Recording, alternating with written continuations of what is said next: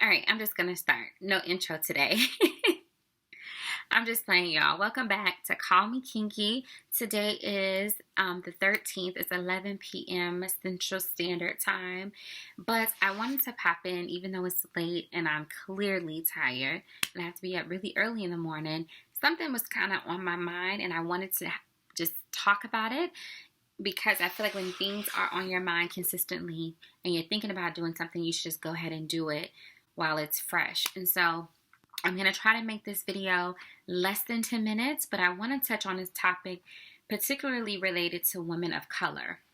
And when I say women of color, I'm primarily talking about Black women, but this also is for my Latino sisters, my Indian sisters, my Native American sisters, people with pigmentation, period. But it can also apply to white women as well, Caucasian, French, whatever you identify as. It can apply to you, but I'm saying this from the perspective of a Black woman to other Black women or women of color. So I'm just going to say that, and now we're going to get into the topic. What I want to address is something that I've seen happen over and over and over again to so many of my beautiful Black sisters who are highly accomplished, very confident in their ability academically as well as in their professional careers. They basically work hard, they play hard, they deliver, really great results at work. They're very intelligent, they are reliable, they go above and beyond.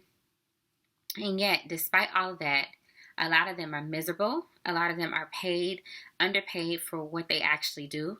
A lot of them are doing 2, 3, 4 jobs, but while all of their peers or people around them on their team have one responsibility, one core responsibility, they may have 5 or 6. They're always taking on new work, hoping to gain additional exposure or to gain that promotion, but that promotion is often delayed. Okay, so that leads me to something I want to encourage you not to do, especially if you are in the infancy of your professional career, especially if you're a recent grad, you've just finished your master's degree, you just finished your MBA, and you're kind of starting your career again as a postgraduate from, an advanced degree program. This is particularly for you. Do not allow yourself to be taken advantage of. I think a lot of times people of color confuse hard work with being taken advantage of. And there's a clear difference, but sometimes it's hard to see the two because we are trained and we're always told that we have to work 10 times harder, that we have to pay our dues, that if we work hard, we'll get the recognition that we deserve and we'll be promoted. Now, there's some truth in some of that. But what people also don't tell you is that if you put yourself in a position to be used and abused by any company, you will be. Mark my words, you will be. Even if you love your manager and you think your manager is great, if you're the type of person that will always say yes and never push back when appropriate and in a professional way, people will continue to dump work and responsibility on you, but not pay you for what you're actually doing. So I would encourage you, if you are working right now and you look around and people who are in have your same title or in your same pay grade approximately, if you realize that you're the one that's always doing everything, but you're not climbing the ladder quicker than the person who is in your same pay grade that's doing 50% less than you, you might want to reevaluate what you're doing in that job, no matter what company it is. That's when it's time to really reflect on if you're putting yourself in the right position to really be promoted. Do you really need to be doing all these things to really be promoted? Have you talked to your manager about your long-term goals and working on projects that are having responsibilities that actually align with your long-term goals? Have you been honest sometimes when you've taken on way too much to the point where you're not getting enough sleep at night? You are always busy at work, so you can't even partake in some of the other important things that help you get promoted, like the networking aspect or professional development, because you're always inundated with work and not always appreciated for what you do. You may win an award, you may even get a plaque, but at the end of the day, what you need to be trying to get is more money. People can reward you with compliments. They can reward you with plaques and awards and certificates. But ultimately, you need money to pay your bills. You need money to afford the lifestyle that you want, especially if you went and got an advanced degree. You probably have student loans. So even though a pat on the back is appropriate in certain situations, if you are constantly delivering great results and you're constantly saying yes and taking on more responsibility, then at that point, because you're doing more, they need to do more in terms of your compensation. And I'm saying this because in other groups, I've seen a lot of situations where someone who doesn't even do as much as the person of color does is promoted, or they make more money. If there's a range in that salary band, you and that person may be in the same salary band, but you may be on the lower end and they may be on the higher end, but they're doing less than you. So they're coming to work jolly and happy because they're paid more, they do less, but you're getting worked hard like the workhorse and you make less money than them. And you won't always know if that person makes more than you or not. And it's not appropriate to have those type of conversations publicly at work, of course. But just be aware that that happens. And just even being aware that it happens will help you start to evaluate your career differently. Now, I'm not saying don't work hard. I'm not saying don't say yes. I'm not saying don't take on opportunities for exposure, to network, to be in front of the right people and impress them with your work ethic and your delivery of whatever you were working on. Definitely take on those responsibilities. But if there's 10 opportunities that come your way, it doesn't mean you have to take all 10, especially if they're all really, really meaty projects that are going to take a lot of your time. I have personally seen a lot of women, Black women, be abused in their jobs. They're good at what they do, but they can't even enjoy what they do simply because they're inundated with way too much. But then when I ask them, well, what about the other people on your team? The other people on the team are not doing nearly as much as they're doing. And there's clearly a disparity. I've had the honor and privilege of mentoring and talking to a lot of emerging leaders, and I'm still quite honestly in the infancy of my career as well, but my eyes are open. So I evaluate every situation, and I personally have even started to push back what I need to for my own mental health and for my own work-life balance. I've learned more how to say no and how to put out on the table in an assertive yet respectful and professional way what I desire and what I think I deserve. If you don't speak up, nobody's going to speak on your behalf. If you don't say no, people will still command and dictate what you're going to do. And that's not you really having ownership of your career. If everyone else is always dictating what you are going to do next, I think you need to be nimble and flexible. You definitely need to be a team player, all of that. But what I'm saying is create balance.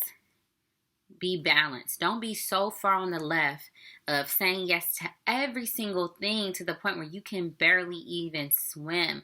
Like you are drowning in work. Like you're not floating, you're not even swimming, you ain't doggy paddling. You are drowning and gasping for air. You shouldn't be on that left-hand side 90% of the time in your career. You just shouldn't be. And if that is the case, it shouldn't be because someone else is dictating that your career is that way.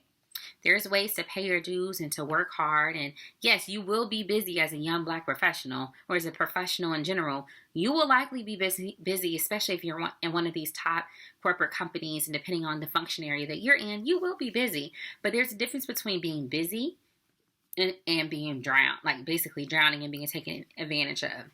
So own your career, speak up. Don't be afraid to say no. Challenge yourself to be more uncomfortable saying no or facing that discomfort, basically. Challenge yourself to face that. I find that people want to say it, but they're afraid because they don't know what the reaction will be. Well, it's all in how you deliver it. And if you deliver it in a way that's positive, then it's well received. If you deliver it in a way that basically says, hey, like, I want to do the best job that I can do on this project. And so I want to check with you basically to see what the business priorities are. So I make sure that I'm aligning my work and my focus area with what's important for this business. So these are the things I'm working on, and these are what I think the priorities are, but I want your buy-in and alignment on what these priorities are. And if they tell you that such and such and such and such is the top priority, then what do you do then? You deprioritize all that extra other shit that's not a top priority, and let them know you're going to deprioritize that and say, okay, it's probably going to take me 3 months to finish this comprehensive strategy for this project. So in the meantime, I'm going to do XYZ on these other things, but I'm going to make this a priority so it's done right. It has excellent results. And after that 3-month period, then I'll move on to the next big thing.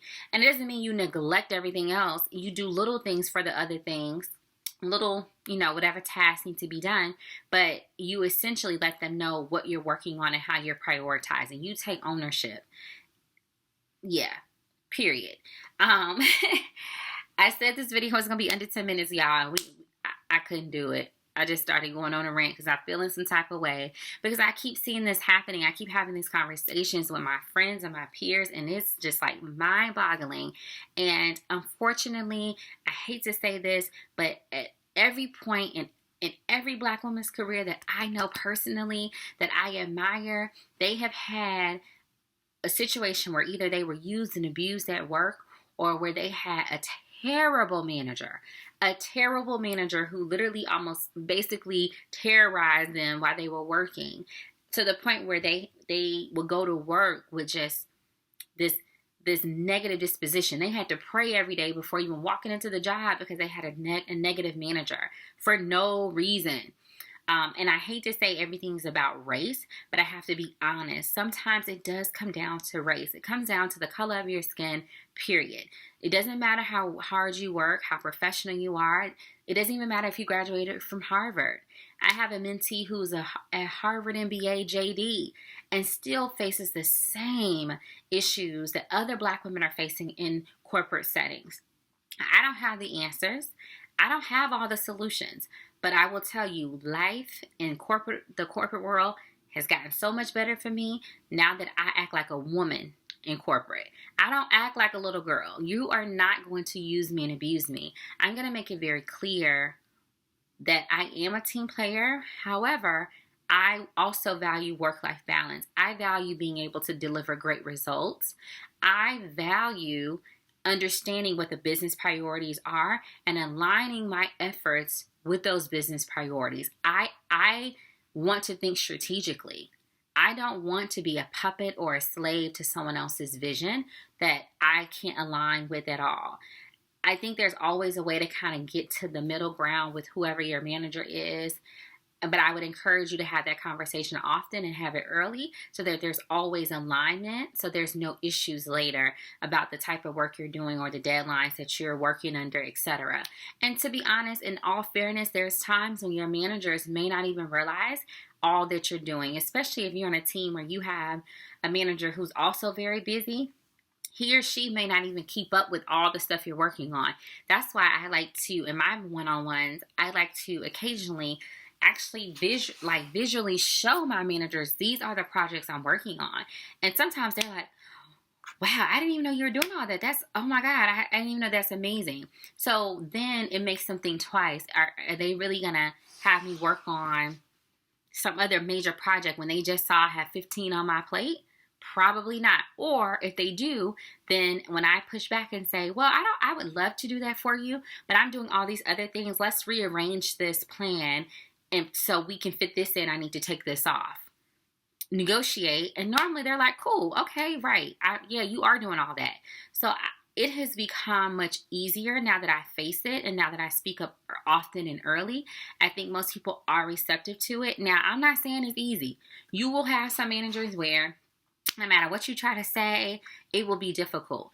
In that case, you do the best that you can and you start mentally preparing yourself for your exit strategy, whether it's leaving that company altogether or at least leaving that team so you can be under a better manager who values you more. But don't allow yourself to stay long term in a negative work environment. It's just not worth it. You spend a lot of time, a lot of hours of your precious life at work. So you do not want to be in an environment where it is negative. And I have been there. Trust and believe. Luckily, it was very short term, but I have gone through that, so I can speak from personal experience. You don't want to keep yourself in environments where it's always negative. So yeah, I said a lot. I hope you guys got some type of nuggets out of that, but this has just been weighing on me because I keep seeing it. I see it so much, and it's completely unacceptable and it's completely unfair. But fair is an amusement park, as my mom would say. Life simply is not fair. So it may not seem fair, but the reality is it may happen to you. And I just want to give you some insight so that if it does happen, you can be proactive about your strategy to help resolve it, because you deserve some type of work-life balance. You won't always have work-life balance. No matter what job you have, it won't always be work-life balance. But you also don't want to spend a whole year with crazy nights, no time for yourself, all of that. That has such a detrimental effect on your mental, your emotional, your spiritual, your health in general. Should not be compromised in that way for long periods of time. So I hope you got something out of this video. I don't know why this was on my heart to say it tonight, but I'm glad I got it off my chest. I hope you guys enjoyed it. You can always follow me at callmekinky.wordpress.com. I'm typically posting now at least once a week, and I'm also trying to be more active on YouTube, so make sure you guys subscribe and leave me comments. Let me know what else you want to talk about, and I hope you're having a blessed day. Until next time, peace, love, and prosperity, and always remember to keep it kinky.